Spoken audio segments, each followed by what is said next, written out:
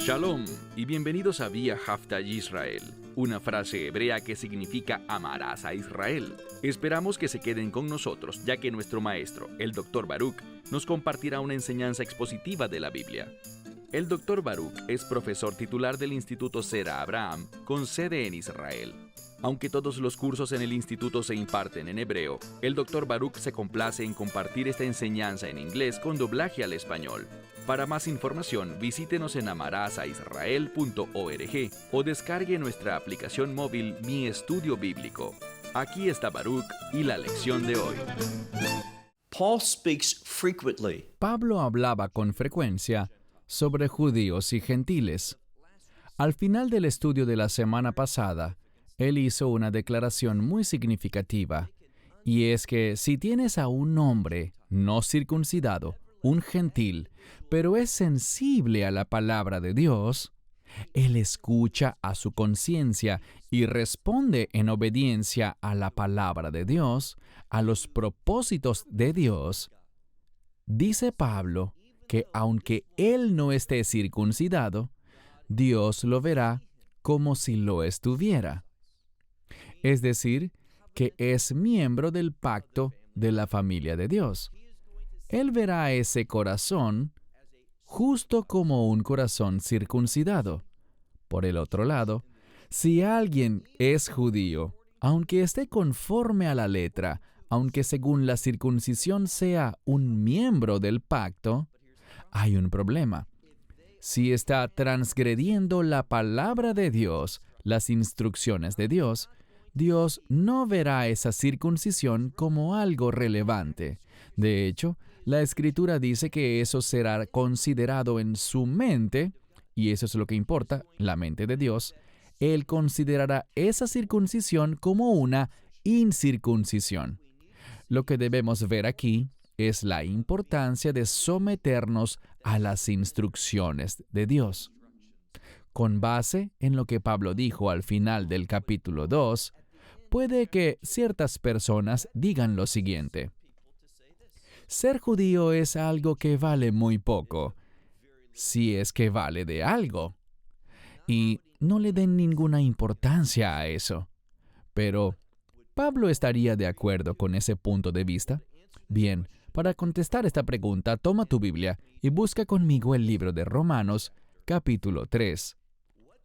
Lo que Pablo dijo en la primera parte de esta sección puede que te sorprenda, sobre todo después de lo que vimos al final del capítulo 2.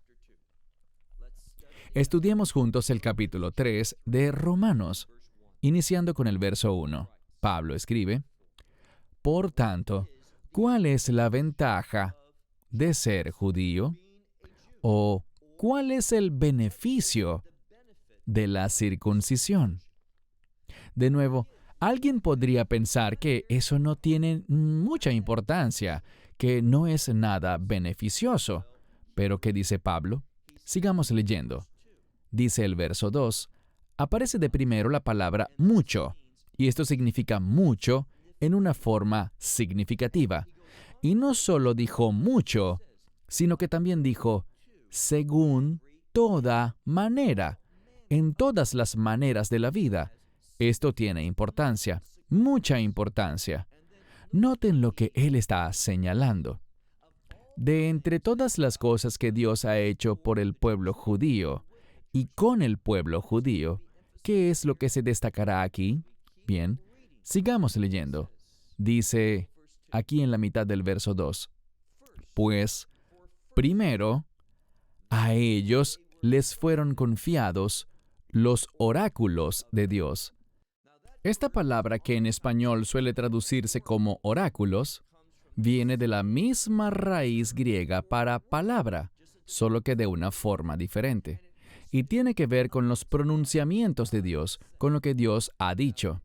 Y esto es importante por un par de razones. La primera es que esto nos dice claramente que la Escritura, ¿cuál Escritura?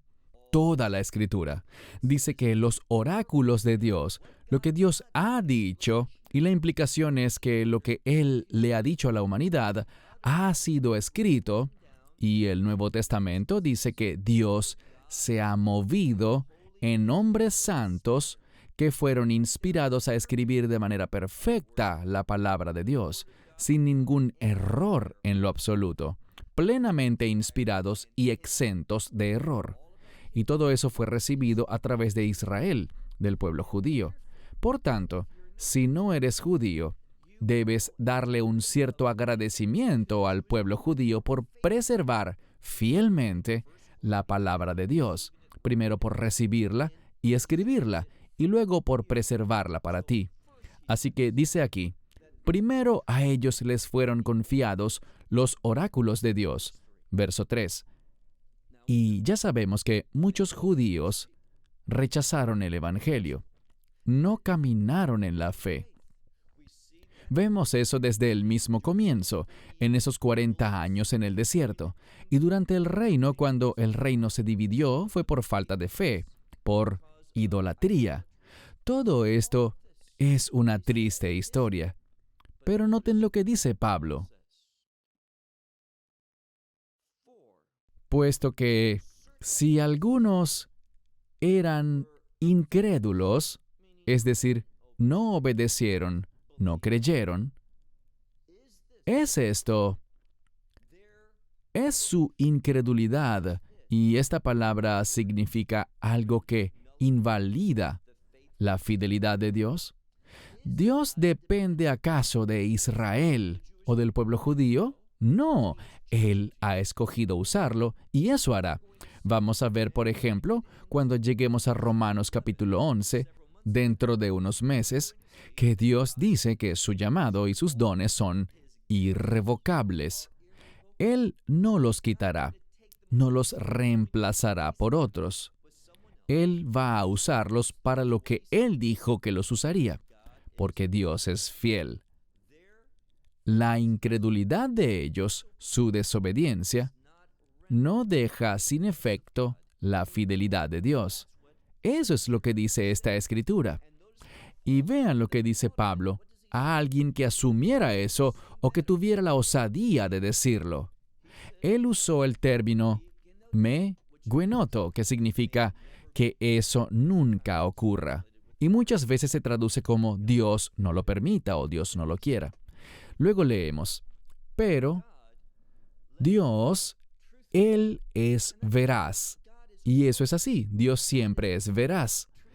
Y lo que Pablo estaba diciendo es que, bien sea que estemos hablando del pueblo judío del Antiguo Testamento, o que estemos hablando de los creyentes del Nuevo Testamento, sean judíos o gentiles, cuando le fallamos a Dios, cuando desobedecemos, cuando caminamos en rebeldía, y todos hemos sido culpables de eso en algún momento, nada de eso afecta la santidad, la justicia y la fidelidad de Dios.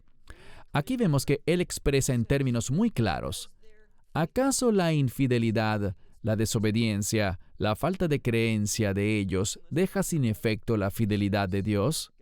Dijo, Dios no lo permita, pero Dios es veraz y todo hombre, y esta es la verdad, Dios es veraz y todo hombre es mentiroso. Como está escrito,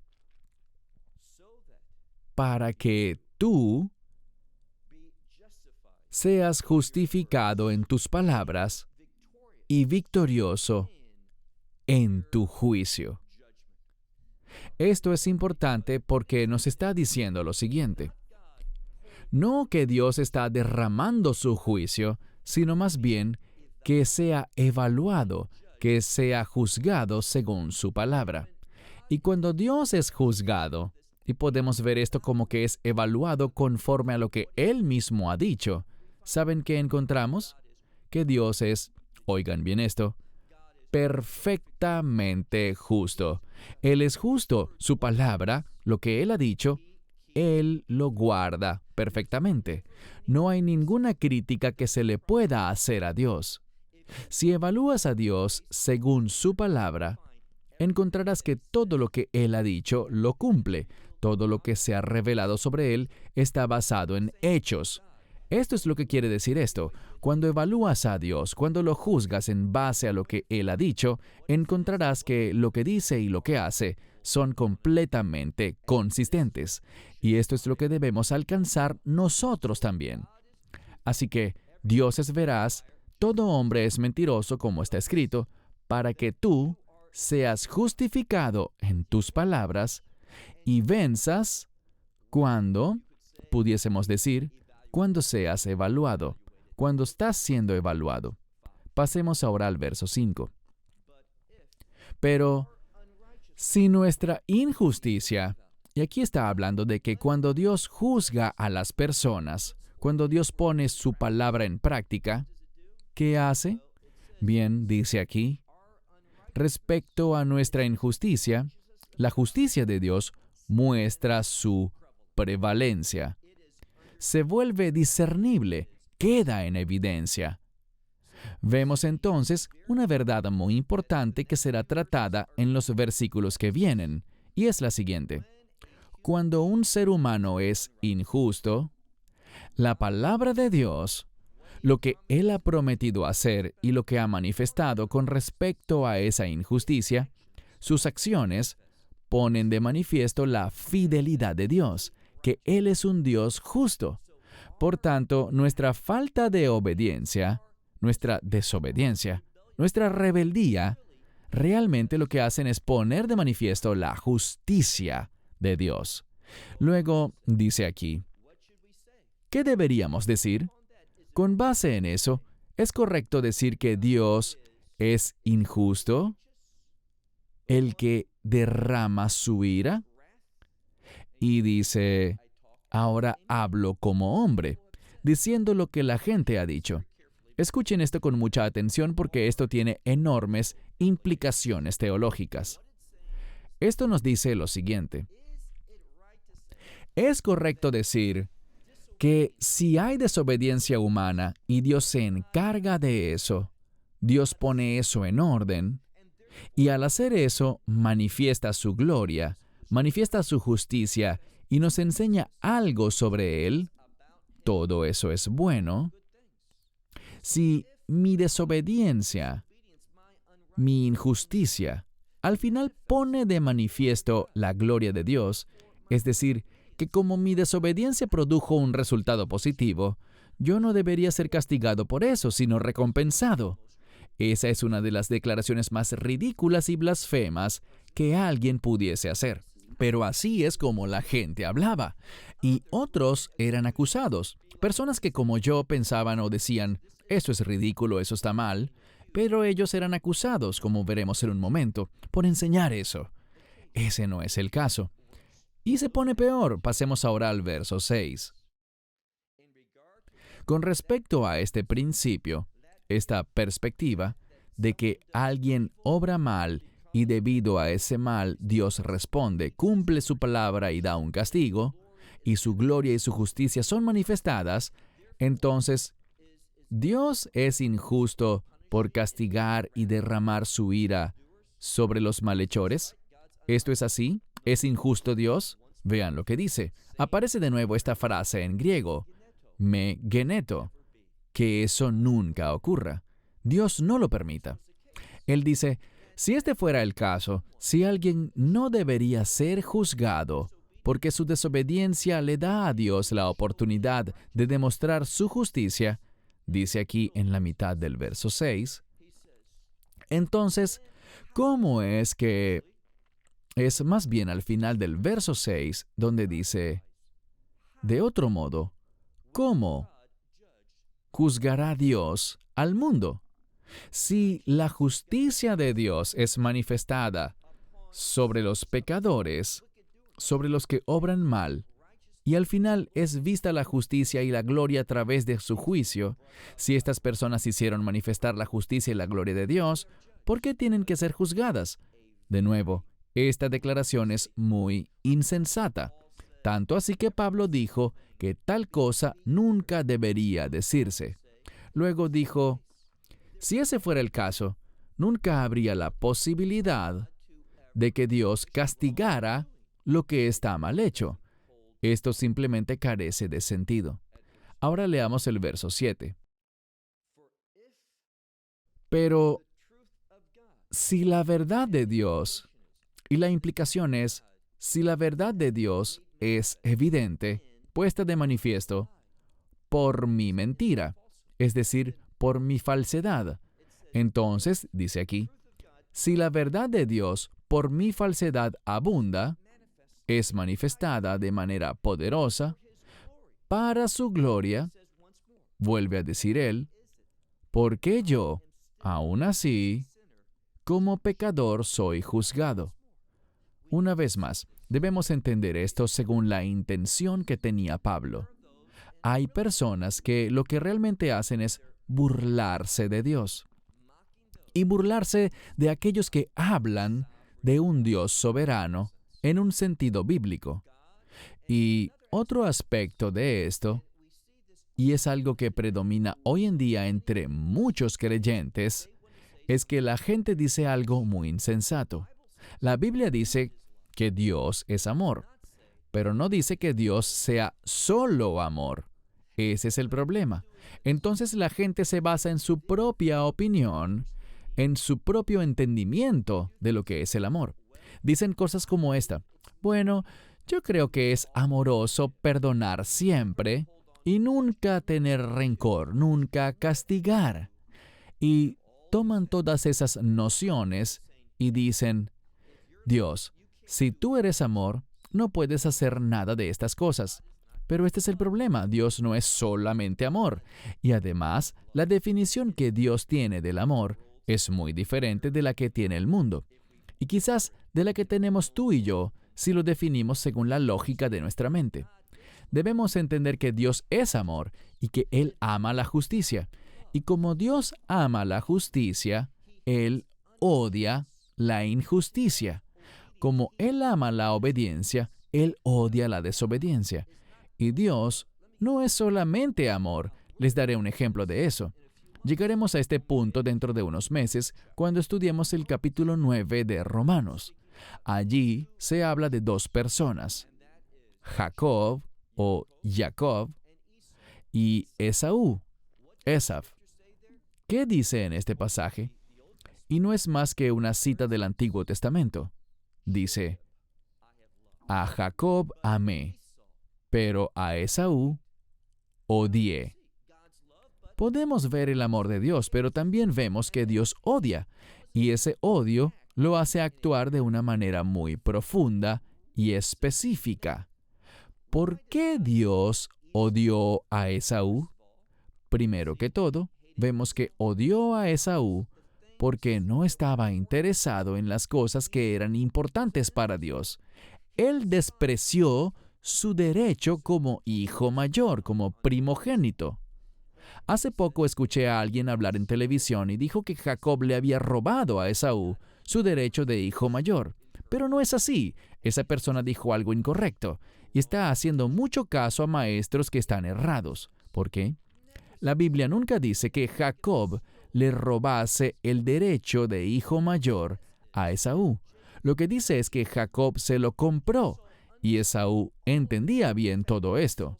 De hecho, Esaú dijo, ¿de qué me sirve este derecho de hijo mayor? ¿Qué me importa este derecho, puesto que voy a morir? Y luego al final de esa sección, dice que Esaú menospreció su derecho de primogénito. Ese derecho está vinculado estrechamente con la voluntad de Dios, con los propósitos de Dios, el plan de Dios para este mundo. Jacob estaba interesado en eso. Por tanto, debemos ver el amor de Dios, pero, así como Dios ama, también odia. Así como Dios bendice, también pronuncia maldiciones y descarga su maldición y juicio sobre las personas, y como vemos aquí, también su ira. Todo esto no es más que un intento de decir que Dios nunca se enoja. Si es justo, según mi concepto de justicia, Él nunca puede castigar a los seres humanos. ¿Y qué causa eso?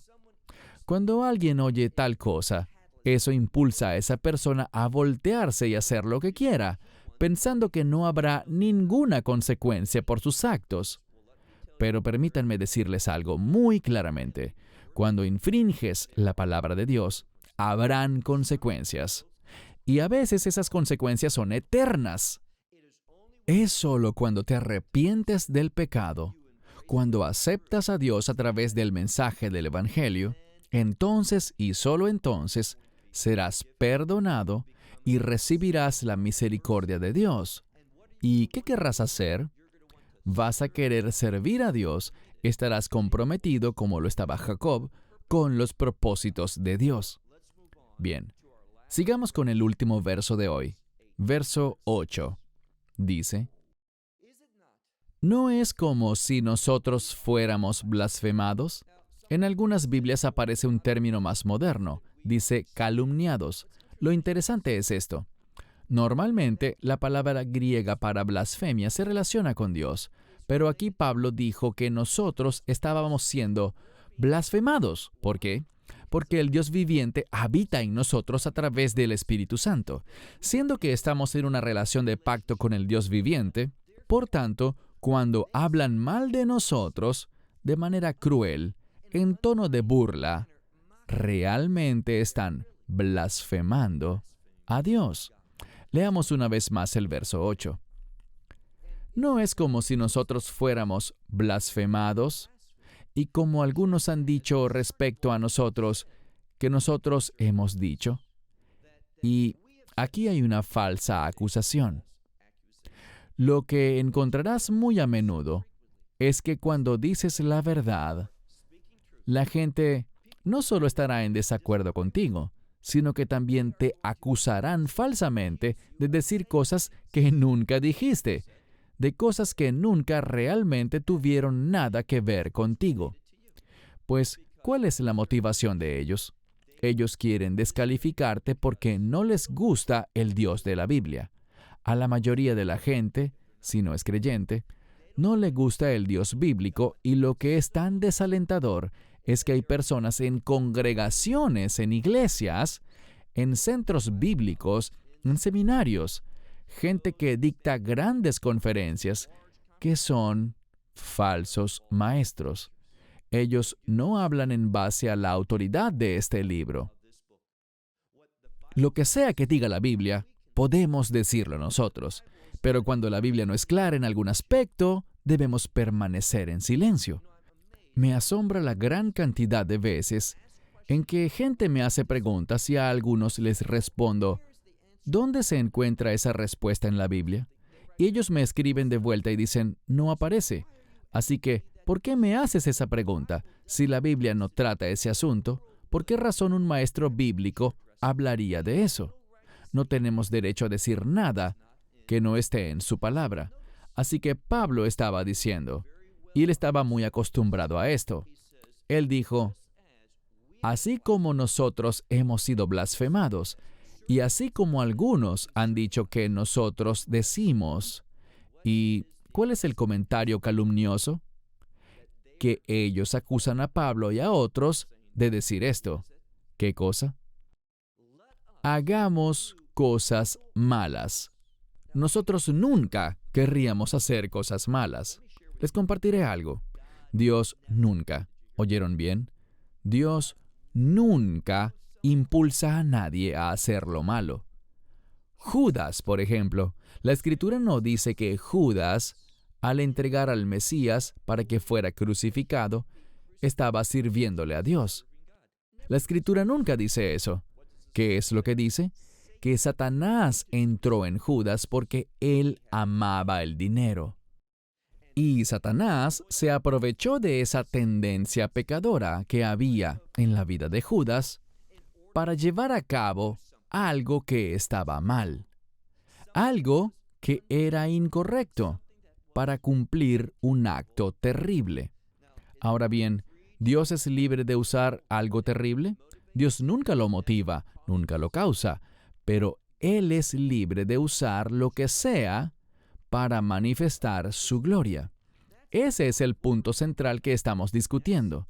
Y sí, cuando alguien hace lo malo, Dios puede llevar su juicio, su ira sobre esa persona, y eso manifiesta la justicia de Dios, la gloria y el poder de Dios. Alabado sea Dios por todo eso. Pero no pensemos que esa persona que pecó, que hizo lo malo, le estaba sirviendo a Dios o que Dios lo condujo a hacer eso. Él no hace eso. Sigamos leyendo. Esta era una falsa acusación contra los creyentes, que ellos decían, hagamos lo malo para que venga el bien. Les diré algo, muchas veces lo malo no trae nada bueno. Sé que hay un verso al cual llegaremos dentro de unas semanas, donde dice que Dios puede hacer algo. Todas las cosas obran para el bien de quienes lo aman y son llamados conforme a sus propósitos. Eso es cierto al final de cuentas, pero no piensen, a raíz de esa afirmación, que esa mala obra que alguien hizo, eso que no está bien, eso que está fuera de su voluntad, no crean que eso no le hizo daño a las personas, que nadie sufrió, que no habrán consecuencias terribles cuando alguien desobedece a Dios. Dios puede usar eso al final para un bien para nosotros. Alabado sea Dios por eso. Pero pueden haber terribles consecuencias. No piensen que eso significa que todo es bueno. No, es bueno para los que aman a Dios y los que caminan conforme a sus propósitos. Bien, terminaremos el verso con esta falsa acusación. Hagamos cosas malas, está en plural, para que venga el bien. Y esto es algo que nadie debería pensar. Así no es como debe entenderse la soberanía de Dios. ¿Qué dijo Pablo sobre los que enseñan estas cosas y se comportan o acusan a otros de eso? Dice aquí, con respecto a esas personas, en quienes el juicio de Dios está justificado. O sea, Dios los juzgará. Así que tengan esto muy en claro. Nuestro Dios es un Dios de gracia. Es misericordioso, es clemente, es paciente, es amoroso. Pero al final, llegará un tiempo, como lo vimos la semana pasada, e hicimos referencia a eso esta semana, en que Dios juzgará. Y no crean que alguien saldrá bien de eso porque el juicio de esa acción vaya a manifestar la justicia y la gloria de Dios. Ciertamente hará eso. A Dios será la gloria. Alabado sea Él. Pero el que hizo esa acción se lamentará de eso por toda la eternidad. Va a experimentar la ira de Dios sin cesar por siempre. A Dios no le agradan esos comportamientos. Cierro con esto. Shalom. Shalom. Esperamos que te hayas edificado con el mensaje de hoy y lo compartas con otros. Te invitamos a seguir nuestros estudios cada semana por este canal y por el portal de YouTube de Amarás a Israel. También puedes descargar nuestra aplicación móvil gratuita, Mi Estudio Bíblico. Finalmente, para obtener más información sobre nosotros, visita nuestra web amarasaisrael.org, donde encontrarás otras conferencias de Baruch en audio, video y texto. Hasta el próximo programa. Que el Señor te bendiga en Yeshua HaMashiach, Jesús el Mesías, mientras caminas con Él. Shalom desde Israel.